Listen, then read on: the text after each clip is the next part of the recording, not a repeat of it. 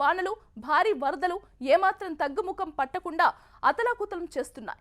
మైసాక్, బావి తుఫాన్లకు ఎల్నినో తోడు కావడంతో ఆనకట్టలు తెగిపోయి 62 నదులు ప్రమాద స్థాయిని దాటి ప్రవహిస్తున్నాయి. వరదలతో చైనాలోని 6 ప్రావిన్స్ల ప్రజలు అల్లాడిపోతున్నారు. ఇప్పటికే వందలాది మంది చనిపోగా అంతకు మించి గల్లంతయ్యారు. లక్షలాది మందిని సురక్షిత ప్రాంతాలకు తరలించి సహాయక చర్యలను ముమ్మరం చేశారు. చైనాలో చేపట్టిన భారీ ప్రాజెక్టులు, ఆనకట్టల నిర్మాణం పర్యావరణాన్ని దెబ్బతీస్తూ ఇలాంటి ప్రకృతి విపత్తులకు కారణమవుతున్నాయి.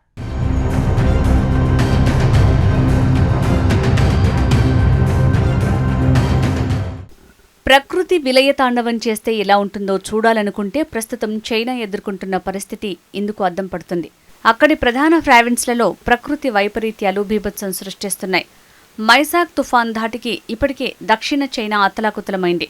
మరోవైపు తూర్పు చైనాను బావి తుఫాన్ మరింత ఘోరంగా దెబ్బతీస్తోంది.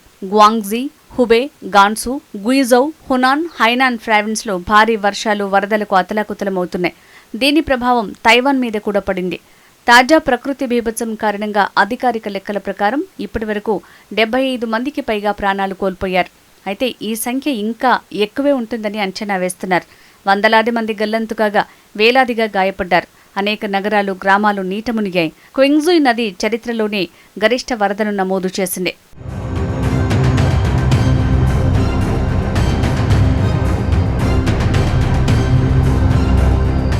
కుండపోత వర్షాలు, వరదల కారణంగా గ్వాంగ్జీ ప్రావిన్స్ అత్యంత ఘోరంగా దెబ్బతింది.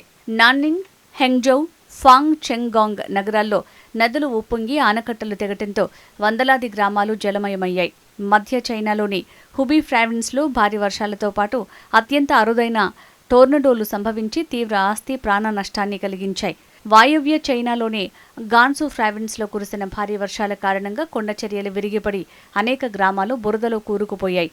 పర్వత ప్రాంతాలు ఎక్కువగా ఉండే గుయిజౌ ప్రావిన్స్లో ఆకస్మిక వరదల కారణంగా రవాణా వ్యవస్థ పూర్తిగా స్తంభించింది. హునాన్ ప్రావిన్స్లోని లోతట్టు ప్రాంతాలు, వ్యవసాయ క్షేత్రాలు వరద నీటిలో మునిగిపోయాయి. దక్షిణ చైనా సముద్ర తీరంలోని హైనాన్ ద్వీప ప్రావిన్స్ని మొదట తుఫాన్ తాకటం వల్ల ఇక్కడ భారీ వర్షాలు ప్రారంభమయ్యాయి.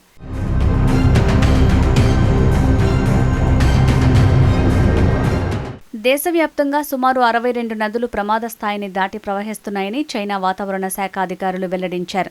క్వింగ్షుయ్ నది చరిత్రలోనే గరిష్ట వరదను నమోదు చేసింది.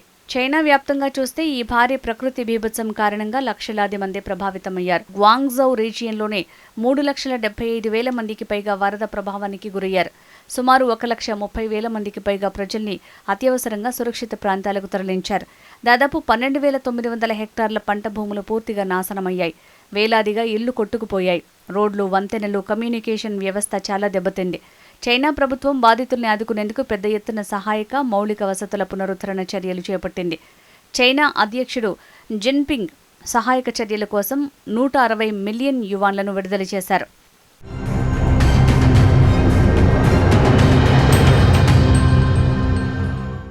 మరోవైపు గ్వాంగ్జీ ప్రావిన్స్ హెంగ్జౌ నగరంలో వరదల కారణంగా ఓ పెద్ద సరీసృపాల పెంపకం కేంద్రం పూర్తిగా కూలిపోయింది. అందులో పెంచుతున్న సుమారు 900 పాములు, మొసళ్లు వరద నీటిలో కొట్టుకుపోయాయి. పాములన్నీ గ్రామాల వైపు రావడంతో స్థానిక ప్రజలు తీవ్ర భయాందోళనలకు గురయ్యారు. పాములు వేగంగా ఈదుకుంటూ వెళ్తుండగా నడుములోతు వరద నీటిలో నిలబడి వెదురు కర్రలు, చేపల వలలతో జనం పాములను పట్టుకోవడానికి ప్రయత్నిస్తున్న వీడియోలు సోషల్ మీడియాలో వైరల్ అవుతున్నాయి. అయితే ఇళ్లలోకి పాములు వస్తే ఎవరూ సొంతంగా చేతులతో పట్టుకోవద్దని, వాటిలో ఎక్కువ భాగం విషపూరితమైనవి కాకపోయినా జాగ్రత్తగా ఉండాలని అధికారులు హెచ్చరించారు. ఈ సరీసృపాల కేంద్రంలో సాంప్రదాయ ఔషధాలు, తోలు ఉత్పత్తులు, మాంసం కోసం 3 కోట్ల సర్పాలను పెంచుతున్నట్టు అధికారులు తెలిపారు.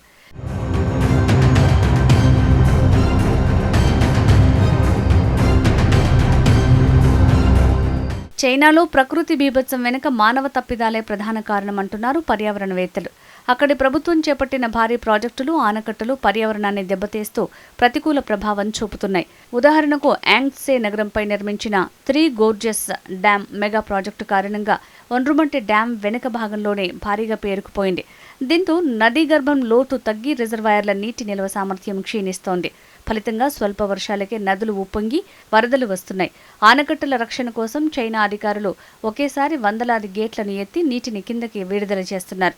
ఇది దిగువ ప్రాంతాల్లో ఎలాంటి ముందస్తు హెచ్చరికలు లేని కృత్రిమ ఆకస్మిక వరదలకు దారితీస్తోంది.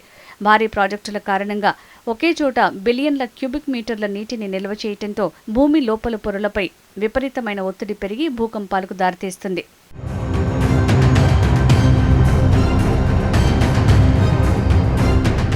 మరోవైపు భారత్ సరిహద్దుకు సమీపంలోని టిబెట్లో బ్రహ్మపుత్ర నదిపై చైనా నిర్మిస్తున్న ప్రపంచంలోనే అతిపెద్ద జల విద్యుత్ ప్రాజెక్టుపై తాజాగా భద్రతా ఆందోళనలు వ్యక్తమవుతున్నాయి. చైనాలో ఈ నదిని యార్లుంగ్ సాంగ్పోగా పిలుస్తారు. సుమారు $147 బిలియన్ వ్యయంతో చేపట్టిన ఈ ప్రాజెక్టు విద్యుత్ ఉత్పత్తిలో 3 గ్యాడ్జెస్ డ్యామ్ని అధిగమిస్తోంది అని చైనా భావిస్తోంది. అయితే ఈ ప్రాజెక్టు క్రియాశీల భూకంప విరామ రేఖపై ఉందని భూగర్భ శాస్త్రవేత్తలు హెచ్చరించారు. ఈ ప్రాజెక్టు వల్ల నది సహజ ప్రవాహంలో మార్పులొస్తే అరుణాచల్ ప్రదేశ్, అసోంలోని వ్యవసాయం, తాగునీటి వనరులు, మత్స్య సంపద, నదీ పర్యావరణంపై ప్రభావం పడొచ్చని నిపుణులు చెబుతున్నారు. అయితే చైనా మాత్రం ఈ ప్రాజెక్టు ప్రధానంగా జల విద్యుత్ ఉత్పత్తి కోసం మాత్రమేనని, బ్రహ్మపుత్ర నది ప్రవాహాన్ని ఇతర ప్రాంతాలకు మళ్లించే ఉద్దేశం లేదని చెప్తోంది.